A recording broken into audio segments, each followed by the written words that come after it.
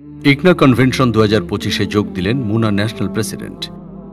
গত 24 থেকে 26 জুলাই মেরিল্যান্ড রাজ্যের বাল্টিমোর কনভেনশন সেন্টারে অনুষ্ঠিত হয়ে গেল Islamic circle of North America ইগনার 3 দিনব্যাপী 50তম কনভেনশন। ইগনার কনভেনশনে যোগ দেন মুসলিম উম্মাহ অফ নর্থ আমেরিকা মুনার ন্যাশনাল প্রেসিডেন্ট ইমাম দেলোয়ার হোসেন সহ অন্যান্য কেন্দ্রীয় নেতৃবৃন্দ। ইগনার এবারের কনভেনশনের থিম ছিল বিশ্বাসের উপর দৃঢ় পরিচয় নিয়ে দাঁড়াও।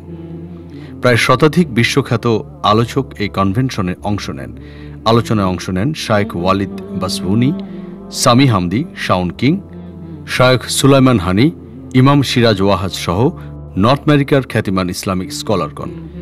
ইগনা কনভেনশনে মুনার পক্ষ থেকে বক্তৃতা করেন ন্যাশনাল প্রেসিডেন্ট ইমাম দেলোয়ার হোসাইন। ন্যাশনাল প্রেসিডেন্ট তার বক্তব্যে মুসলিম উম্মাহকে শিরক, অহংকার, সন্দেহ এবং মুনাফিকের নীতি পরিত্যাগ করার আহ্বান জানান। তিনি উপস্থিত সকলকে আসন্ন মুনা কনভেনশন 2025-এ আমন্ত্রণ জানান। ইগনা কনভেনশনে মুনার দৃষ্টিনন্দন স্টলে মানুষের পদচারণা ছিল লক্ষণীয়।